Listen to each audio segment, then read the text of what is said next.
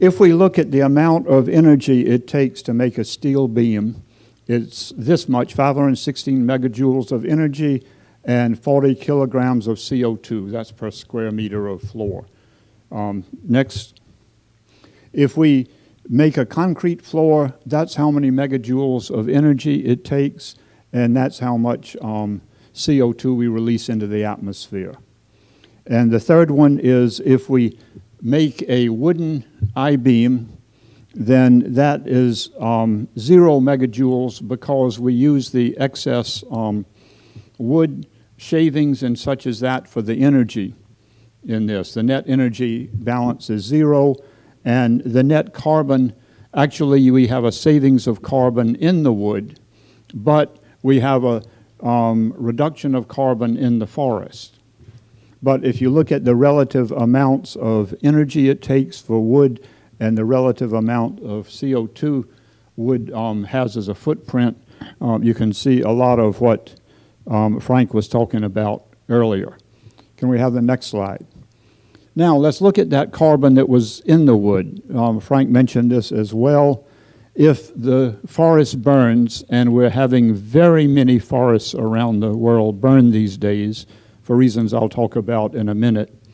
In fact, I was just in South Africa, and not only do they have firefighters down there, they send firefighters to help the Canadians and the Americans fight fires, and we send firefighters down there. So it's a worldwide problem, and I'll tell you why that's occurring.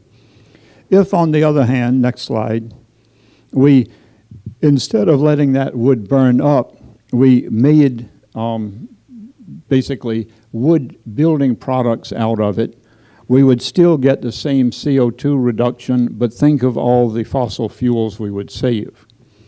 So if we look at this, this is based on life cycle analysis by a consortium of 17 universities in the US and Canada that's looked at these issues. And by the way, I have a reprint of one of the scientific articles on this in the back. If there's not enough, I can get you more. You're welcome to take it. Okay, now, if we look at it from a much more technical scientific point of view, the vertical bars show the net savings in fossil fuel by building different components out of wood instead of competing products.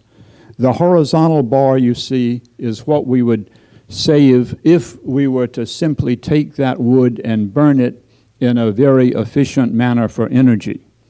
So you see the real advantage of wood is building to avoid the emissions needed to make steel and concrete. Now the next slide. This shows for the same building components the amount of CO2 we save. That white bar at the bottom is the amount that's sequestered inside the product. That is the amount of carbon in this. The big component is by avoiding the emissions it takes to make this. And that's where the real plus savings get. That dotted line is the CO2 in the forest, and the kind of gray bar is the CO2 saved by burning wood for energy. Once again, the advantage is the savings in CO2 and fossil fuel by building out of wood. Next slide. Okay, now, how far will this take us in the world? Now, if you look at the green big Pac-Man, I think, type chart here, the pie, that's the amount of wood in the world. The yellow and the red is the amount growing every year. The red is the amount that we harvest every year, which is 20% of the growth. And the yellow is rotting, burning up, or accumulating carbon, those three. Okay, next. Now, we ask the question, what would happen if half of the buildings constructed in the wood out of steel, concrete, and brick were constructed out of wood instead? What we would find is we still would not use all the wood that's growing. This time we would use the yellow amount. That's how much we'd harvest. The red would be the unharvested growth, mortality, and the fires. What would be the effect of this worldwide, replacing half of our buildings with wood buildings? Not replacing, but in new buildings, building them. Let's go to the next slide. We calculated we would cut down CO2 emissions worldwide by 22%. Next slide. We calculated we would reduce fossil fuel consumption by 14%. And those are, quite frankly, quite worthwhile numbers. Now, the next part is, what does this do to the forest? Can we go to the next slide? So I will come back home to the New York Times. This is an article in July of 1990 reporting on an Ecological Society of America conference, where the two things that are important is that they're recognizing that the forest is a very dynamic system. They point here at the bottom of the left-hand column, some of the erroneous thinking was a forest grows to a beautiful, mature climax stage that becomes its naturally permanent condition. On the right, they're saying this simply does not exist. It's much more dynamic than that. We have to rethink how we do our ecology. And then, as somebody said, there are those who will always cling to old ideas. I want to point out that this was in 1990. Science moves slowly, but the preponderance of scientific evidence is the forest is much more dynamic. Now let's go to the next slide. We generally think of the forest as only existing, quote, naturally in this complex system. We now recognize that the forest exists through disturbances and regrowth in a series of different structures. Now, unfortunately, our preventing forest fires has reduced the amount of openings, the amount of savanna, and our earlier harvesting has reduced the amount of complex. So we have very many dense forests in the world, and that's what's causing our forest fires. Now, we could reduce the intensity of the forest fires if we did some thinning, harvesting to return ourselves to all of those different structures across a landscape. Okay, next slide. I want to show you, this was a report I gave to Congress.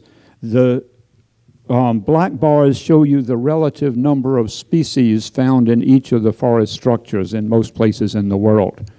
The list down at the bottom are species that are either endangered or extinct because there was a lack of that structure in the forest.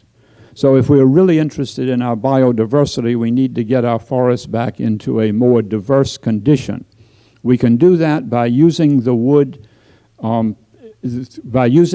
We can also reduce the fuel load so that when we do have fires, they will not be as hot, they will be more manageable, and actually they won't burn up all the forest. Okay, next.